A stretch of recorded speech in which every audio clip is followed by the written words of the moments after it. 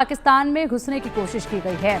उत्तरी वजीरिस्तान सीमा से घुसपैठ की ये कोशिश की गई है। पाक सेना की फायरिंग में 17 आतंकियों की मौत हुई है। हाफिज गुल बहादुर गुट से जुड़े थे ये सभी आतंकी। इस वक्त की ये बड़ी खबर है, हाफिज गुल बहादुर गुट से जुड़े आतंकी थे।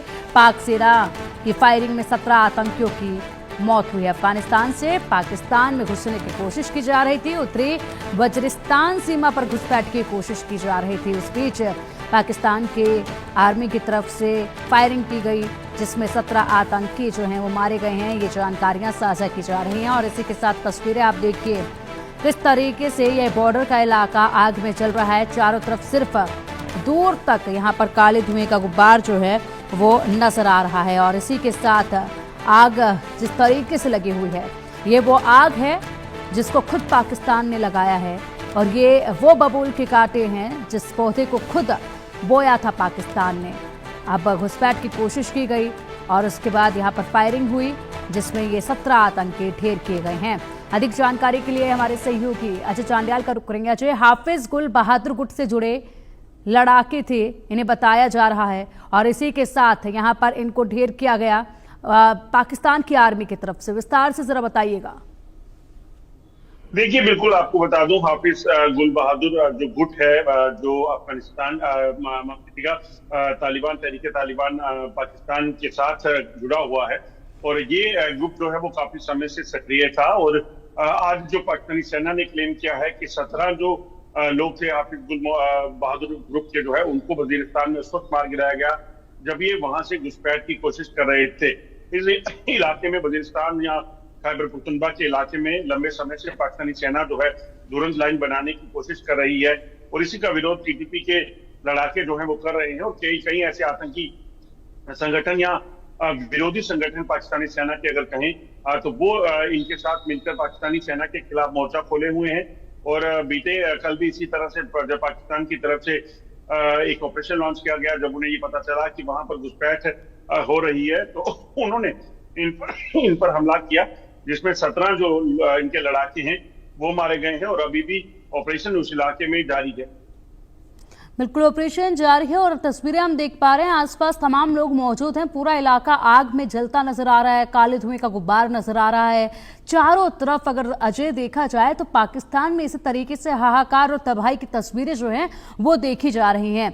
जो पाकिस्तान, जिसको हम आतंकिस्तान भी कहते हैं, वो खुद उस आग में जल रहा है जिस आग को लगाने की दूसरों के देश में फिराक में हमेशा नजर आया था पाकिस्तान। देखिए, बिल्कुल अगर आप देखें तो लंबे समय से पाकिस्तान जो है भारत के खिलाफ आतंकी गतिविधियां जो है वो चला रहा है। 3 दशक से ज्यादा का समय को चला है। मगर अब क्योंकि उसी के बाद जब जो मौजूदा दौर है उसमें वही ग्रुप जो विरोधी हो गए पाकिस्तानी सेना के, जब उन्हें अफगानिस्तान से नाता तोड़ने के लिए कहा गया, तालिबान से नाता तोड़ने के लिए कहा गया, तो वो अब जो है वो पाकिस्तानी सेना के खिलाफ हमलावर है। और हालत ये है कि हर रोज पाकिस्तानी सेना पर, पाकिस्तानी सरकारी गाड़ियों पर, सरकारी लोगों पर हमला होता है। उनका कहना बड़ा साफ है कि किसी भी तरीके से इस इलाके में उनकी कोई भी हरकत को बर्दाश्त नहीं किया जाएगा। अगर ऐसा हो तो वो जवाबी कार्रवाई करेंगी और ऐसा हो भी रहा है। और कई पाकिस्तानी सैनिक जो हैं इसी कार्रवाई में पिछले कुछ समय में मारे भी गए। बिल्कुल, इसी के साथ देखा जाए तो अफगानिस्तान से पाकिस्तान में घुसने की कोशिश थी, वहीं पर इनके आर्मी के जो जवान थे वो मुस्तैदी के साथ थे और इसलिए इसको नाकामयाब कर दिया गया। फिलहाल अगर उस बॉर्डर को लेकर हम बात करें तो क्या कुछ देखते हैं आप वहां पर हालात जिस तरीके से अब सामने आए हैं इनको लेकर?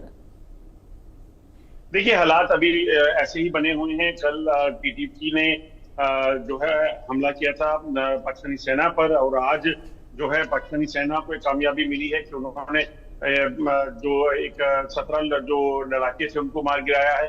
अब देखना होगा कि आगे अब उनकी रिटेलिएशन कैसे होती है, वो आगे कैसे कार्रवाई करते हैं।